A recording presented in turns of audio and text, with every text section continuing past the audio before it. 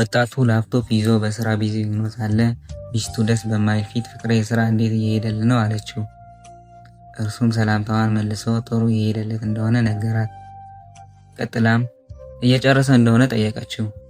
እርሱም ገና ብዙ ይቀረኛል ሲል መለሰላት። እስከ 2 ሰዓት ሌሊት ራሱ የምጨርስ አይመስለኝም አላት። እርሷን ፊቷን ተቀይሮ ግን ለምንድነው ይሄን የሚያህል የምትሰራው አለችው። እርሱም መስራት እንዳለበት እና ካልሰራ መኖር እንደማይችሉ ነገራት። እርሷም ወደ አንድ ሞል ሄደን አንድ ነገር መግዛት ፈልጌ ነበር፣ ለዛሬ ማረፍ አትችልም ወይ አለችው። እርሱም የሚሰራበትን ላፕቶፕ ዘግቶ የሚያስፈልገን ነገር ለመግዛት እኮ ያለፈው ሳምንት ሄደን ነበር አላት። እርሷም ያለፈው ሳምንት ብንሄድስ ኩቺ ቦርሳ አምጥቶ እንደሆነ ለማየት ደግመን ወደ ሞል መሄድ እፈልጋለሁ አለችው። እርሱም በሄዱ ደስ እንደሚለው ነገር ግን ስራ በጣም በዝቶበት ስለሆነ እንደማይወስዳት ነግሮ አርብ በፍጥነት ተነስቶ ስራውንም ሰርቶ ምሽት በወስድሽ ምን ይመስልሻል ሲል ጠየቃት። ሚስቱን ባቀረበላት ጥያቄ በጣም ተበሳጭታ ሁሌም እንደዚህ ነው የምትለው አለችው።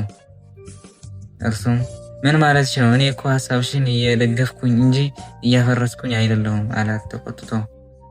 እርሷ በጣም የሚያሰልች ባል እንደሆነ እና እርሷ ጋር ለመሄድ ፈቃደኛ እንዳልሆነ ሁሌም ስራው ላይ ብቻ ትኩረት እንደሚያደርግ በምሬት ነገረችው። እርሱም የምትለውን ነገር ትክክል እንዳልሆነ እና ከዚህ በፊት ቢያንስ በሳምንት አንዴ ይዟት እንደሚወጣ እንደነበረ ገለጸላት። እርሷም ምናልባት ከሰኞ እስከ ዓርብ መውጣት ብፈልግስ አንተን የሚበልጥብህን ስራህን ነው ወይስ እኔ ሚስትህን ነው አለችው። እርሱም ከስራው በላይ እርሷ እንደምትበልጥበት ነገራት። እርሷም እንደዛ ከሆነ በተግባር እንዲያሳያት ጠየቀችው። ፍቅሬ አሁን በወስድሽ በጣም ደስ ይለኝ ነበር፣ ግን አልችልም፣ ከኔ ውጭ ድርጅቴን የሚያስተዳድረው ሰው የለም አላት። እርሷም ሁሌም እንደዛ ነው የምትለው ብላ እንደማታምነው ገለጸችለት። እርሱም ፍቅሬ ከኔ ምንድነው የምትፈልጊው? ለምንድነው ችላ እያልኩሽ እንደሆነ የምታስመስይው? በጣም መጥፎ ሰው እንደሆንኩ እያስመሰልሽብኝ እኮ ነው አላት ተቆጥቶ። እና እኔ መጥፎ ሚስት እየሆንኩኝ ያለሁኝ አለችው በምሳሌ ስደዋ ስለመሰላት።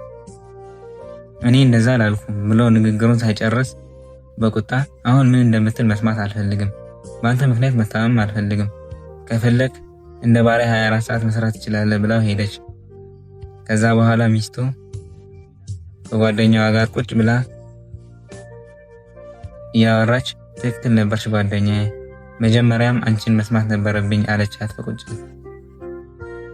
ጓደኛዋም ብዬሽ ነበር ማለት አልወድም፣ ግን ነግሬሽ ነበር፣ ከመጀመሪያውም ሪክ ባልሽ በጣም አሰልቺ ሰው መሆኑን አውቀው ነበር አለቻት። ቲፋኒም ደግማ እኔም አውቅ ነበር፣ ግን ይሄን የሚያህል አሰልቺ ሚሆን አይመስለኝም ነበር፣ ታውቂያለሽ ቅዳሜና እሁድ ብቻ ነው ወጥተህ መዝናናት የሚያውቀው አለቻት። ጓደኛዋም ነገሩን በጣም ከባድ እንደሆነ ለማስመሰል ፊቷን አስራ ምን እያልሽ ነው ቅዳሜና እሁድ ብቻ ስትል ጠየቀቻት። የማይረባ ሰው ነው፣ ለእኔ ካለው ክብር ይልቅ እኮ ለስራው ያለውን ክብር ይበልጣል፣ ከስራው በላይ ግን እኔ ነበር መብለጥ የነበረብኝ ብላ መለሰችላት። ጓደኛዋም ቀጥላ አንቺማ ከሁሉ ነገር በላይ እንጂ ክብር ይገባሽ ነበር አለቻት። ቲፋኒም ቀስ ብላ እኔ ከሁሉ ነገር በላይ ነኝ፣ እንደ ውድ ነገር ሊንከባከበኝ ይገባል አለቻት። ጓደኛዋም ቀጥላ ለማፋታት አስበሽ ታውቂያለሽ አለቻት። ቲፋኒም ቀጥላ መፋታት ሁሌም እንደምታስብ ከተፋቱ ግን ንብረቱን መውሰድ እንደማትችል ገለጸችላት። ጓደኛዋም በአግራሞት ለምን አትችይም? ግማሽ ያለውን ሁሉ ንብረቱን እኮ ያንቺ ነው አለቻት። ቲፋኒም ደግማ ግማሽ ንብረቱን ለሷ በቂ እንዳልሆነ ነገረቻት። ጓደኛዋም ቀጥላ በጣም ጥሩ፣ ሁሉም ንብረቱን መውሰድ የምትችይበት መንገድ ሌላ አለ አለቻት። ቲፋኒም እንደምታውቅ ነገር ግን ያሰበችውን ነገር የሚፈጽመውን ሰው ለማግኘት በጣም ከባድ እንደሆነ በቀላሉም እንደማይገኝ ነገረቻት። ጓደኛዋ የሆነ ነገር ማድረግ የሚችል አንድ ሰው አለ አለቻት። ቲፋኒም በንዴት ይህ ሁሉ ጊዜ በባሌ ምክንያት ሳማረር የሰማሽኝ በአንዴ የሚያሳናብተውን ሰው እንዳለ አሁን ትነግረኛለሽ ብላ ጠየቀቻት። ጓደኛዋም ሳትጠይቅኝ እንዴት ነግርሻለሁ ብላ መለሰችላት። እርሷም ቀጥላ እሺ አሁን እየጠየቁሽ ነው፣ የስልክ ቁጥሩን ስጪኝ አለቻት። ከዛ በኋላ ጓደኛዋ በሰጠቻት ስልክ ደውላ ባሏን በጥንቃቄ የሚያስወግደውን ሰው አገኘችው። እሱ ደግሞ እና ባልሽን መግደል ትፈልጊያለሽ ብሎ ጠየቃት። እርሷም አዎ ታዲያ ካንተ ጋር ምን አገናኘኝ አለችው። እርሱም ቀጥሎ ለምን እንደዛ ብዬ እንደምጠይቅሽ እየገባሽ ነው? በእርግጥ ባልሽ እንዲሞት ትፈልጊያለሽ አላት። እርሷም እርግጠኛ መሆኗን ባሏን እንዲሞት እንደምትፈልግ ድርጊቱን እንዲፈጽምላት የምትፈልገውም ሰው እርሱ መሆኑን ነግራ ዋጋህን ንገረኝ አለችው። በተግባሯ እየሳቀ አሁን $10,000 ትሰጭኛለሽ፣ ከስራ በኋላ ደግሞ $10,000 ትጨምርኛለሽ አላት። እርሷም ባላት ነገር ተስማምታ ካላት በላይ ብር ሰጠችው። ከዛ በኋላ እሱ የቤታቸውን አድራሻ እንድትሰጠው እስክርቢቶ አውጥቶ ሰጣት። እርሷም አድራሻቸውን እየጻፈች ቤት ውስጥ እያለ እንዲሞት ነው የምፈልገው አለችው። ወደ ቤት ውስጥ እንድትገባም የቤት ውስጥ ቁልፉን አዘጋጅልሃለሁ አለችው። እሱ ደግሞ መቼ እንዲሞት ነው የምትፈልጊ ብሎ ጠየቃት። ከተቻለ ነገ ምሽት ብትገለው ጥሩ ነበር አለችው። እርሱም ሁሉም ነገር እንዳለችው እንደሚያደርግ ገለጸላት። ቲፋኒም ቀጥላ ከመግደልህ በፊት አንድ ነገር ታበረኛለህ። አይኑን እያየህ እኔ እንደላኩ ንገረው፣ ከመሞቱ በፊት ይህን አውቆ እንዲሞት ነው የምፈልገው አለችው። እርሱም ችግር እንደሌለው ነገራት። እናም እርሷም ደግማ መኪናውን ዙራ በማየት እዚህ መኪና ውስጥ የተደበቀ ካሜራ የለም አይደል አለችው። እርሱም ቀጥሎ ፖሊስ እንዳልሆን ነው የጠረጠርሽው? እኔ በብዙ ወንጀል ተከስሼ የማውቅ ሰው ነኝ።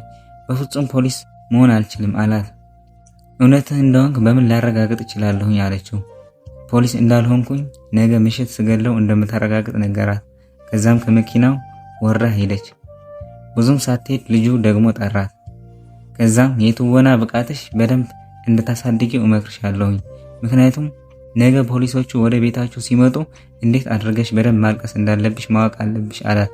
እርሷ ደግሞ አንተ ስራህን ላይ ብቻ ትኩረት አድርግ፣ የኔውን ለኔ ተውልኝ አለችው። ከ2 ሰዓት በኋላ ሪክ ባሏ አልጋዋ ላይ ሆኖ ሞባይሉን እየነካ እያለ ቲፋኒ ሚስቱ ወደ ነበረበት ክፍል ከገባች በኋላ ሰላም ፍቅር የት ነው ያዋልሽው ብሎ ጠየቃት። እርሷን በንዴት ምን አገባህ አንተን የሚያሳስብህ ስራ ብቻ ነው አይደል አለችው። እርሱም እንዲግባቡ መሃላቸው ላይ ለተፈጠረው ችግር እንዲቀንስ እንድታግዘው ጠየቃት። እርሷ ግን ትንሽ ተረጋግታ ከጓደኛዋ ጋር ስትዝናና እንደነበረች ነግራ አንተስ በስራ ጥሩ አድርገህ ስትዝናና ነበርን አለችው። እርሱ ደግሞ በስራ በጣም ተጨንቆ እንደዋለ መግዛት የፈለገችውንም እቃውንም ኦንላይን ላይ ቼክ አድርጎ ኦርደር እንዳደረገላት ሰርፕራይዝ ሊያደርጋት አስቦ እንደነበረ ነገር ግን ደግማ ሌላ እንዳትገዛ ስለሰጋ ሊነግራት እንደወሰነ ነገራት። እርሷም ደስ ብሏት ጊዜ ሰጥተህ ስለገዛህልኝ በጣም ነው የማመሰግነው አለችው። እርሱም ቀጥሎ በሚቀጥለው ወር ለ2 ሳምንት እረፍት ወስዶ ወደ አውሮፓ ወስዶ ሊያዝናናት እንዳሰበ ነገራት።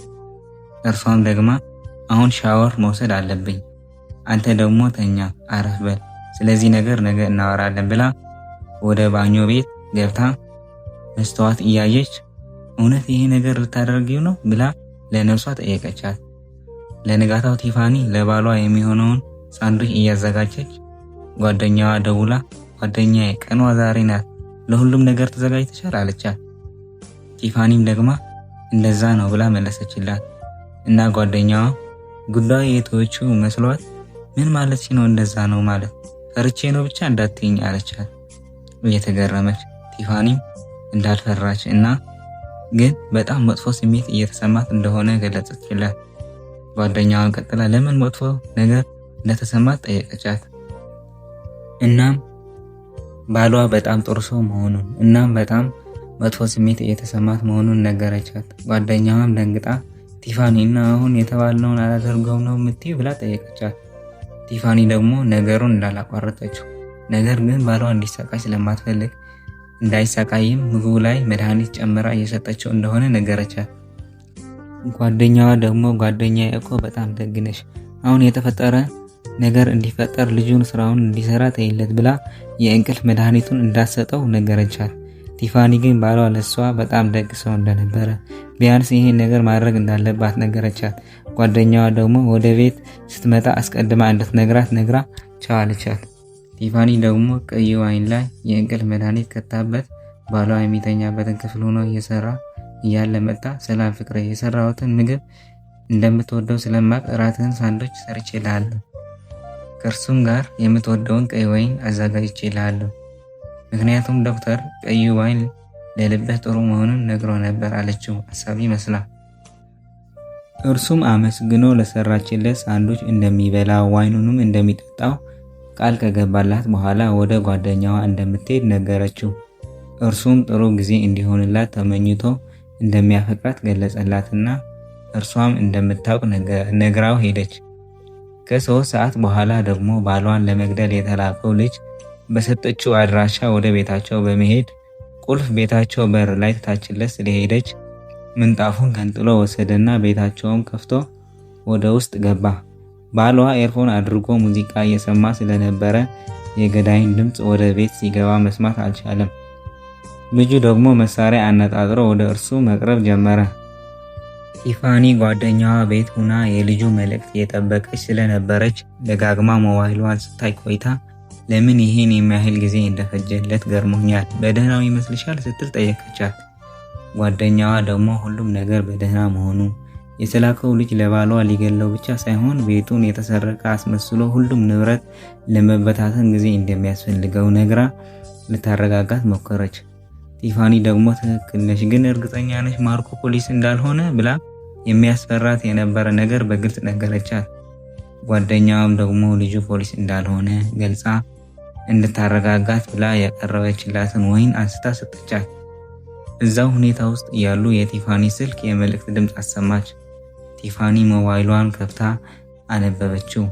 እናም መልእክቱ ከማርኮ የተላከ መሆኑን እናም ሁሉም ነገር በጥንቃቄ እንዳለቀ ነገረቻትና ጓደኛዋ ደግሞ ስሜቷን ለማወቅ ምን እየተሰማሽ ነው አሁን አለቻትና ቲፋኒ ደግሞ በደስታ ከዚህ ሰዓት ጀምራ ባለትዳር እንዳልሆነች እናም ሌላ የፍቅር ህይወት ለመጀመር ዝግጁ እንደሆነች እየተሰማት እንደሆነ ገለጸችላት። በደስታም መጨፈር ጀመረ። ከዛም ጓደኛዋ እንሂድ፣ ፊትሽን ያዘነ አስመስለሽ በደንብ አድርገሽ ማልቀስ አለብሽ አለቻትና አንድ ላይ ወጡ። ከዛም ሁለቱም ጓደኛሞች የቤቱን በር ከፍቶ እንደገቡ እንደጠበቁት ቤቱን ሌባ እንደገባበት መስሎ ተበታትነው ቆያቸው። ቲፋኒ ደግሞ የእውነት ሌባ ገብቶ የሰረቀው ነው የሚመስለው አለቻት።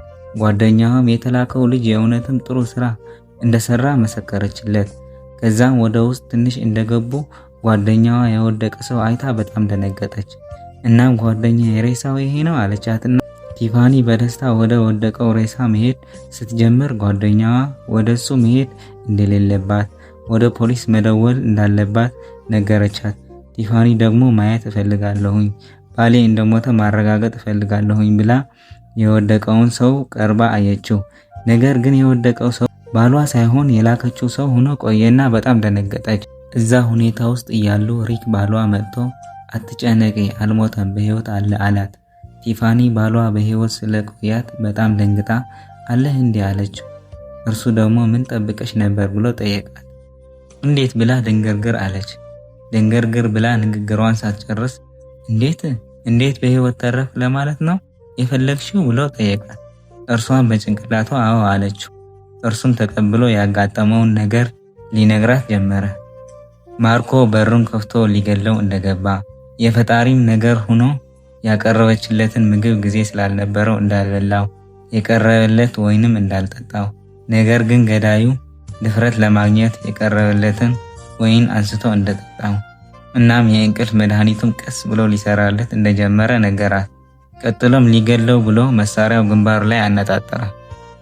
በመድኃኒቱ ከመውደቁ በፊት ደግሞ እንድገለ ሚስት ናት የላከችኝ ብሎ ነገረኝ። መሳሪያውን ሳይተኩሰው በፊት ግን መድኃኒቱ ሰርቶለት ወደቀ። ከዛ በኋላ ሞባይሉን ከፍቼ ሳየው እኔን ለመግደል እቅድ እንዳቀዳችሁ አወቅኩኝ። በፍጥነት ወደ ፖሊስ ደውዬ እንደመደባችሁት ወደ ቤቱ ሌባ እንደገባ አስመስዬ ንብረቱን ሁሉም በታተንኩት። ከዛም እንደ ሌባው አስመስዬ ወደ አንቺ ስራው እንዳለቀ መልእክት ላኩልሽ። ቲፋኒ አሁን እኔ ላይ ያቀድሽውን እቅድ ውድቅ ሆኗል አላት። እርሷም ደግሞ እና ምን ፖሊስ ጠራ ማለት ነው? ወደዚህ ቤት ለመውጣት መንገድ ላይ ናቸው ማለት ነው አለችው። እሱ ደግሞ አስቀድመው መጥተው ቤቱ ላይ እንዳሉ ነገራት። ፖሊሶቹም ከተደበቁበት ቦታ ወጥተው ያለምንም ግርግር እጃቸውን ወደ ኋላ እንዲያደርጉ ነግረው ሁለቱንም አሰሯቸው። ቲፋኒ ደግሞ ሳታፈር ልታስሩኝ አትችሉም፣ ምንም ያገኛችሁት ማስረጃ የላችሁም አለችው። ፖሊሱ ደግሞ ማርኮ ሞባይል ላይ ብዙ ማስረጃ እንዳገኘባት፣ ማርኮ ሲነሳም ስለሷ ብዙ ማስረጃ እንደሚያቀርብ እርግጠኛ መሆኑን ገለጠላት። ቲፋኒ ደግሞ ሪክ እያሰሩኝ ዝም ብላ አትያቸው አለችው። እርሱም ሁሉም ነገር ራስሽ ያመጣሽው ነው፣ ምንም ነገር ረዳሽ አልችልም አላትና እርሷ ግን ልቡን ለማንካት ፈልጋ የእውነት እንደምታፈቅረው ልትነግረው ጀመረች። እርሱ ግን በንዴት ፖሊሶቹን ከቤቱን ይዘዋቸው እንዲወጡ ነገራቸው እና ቲፋኒ ደግሞ በማዘን በፖሊሶቹ ተይዛ ከቤቷ ወጣች። ተፈጸመ። እሺ የተከበራችሁ ተመልካቾቻችን እኔን ለማበረታታት ሰብስክራይብ፣ ቪዲዮ ከተመቾት ደግሞ ወደ ሌላ ሰው እንዲደርስ ሼር እና ላይክ ያድርጉ።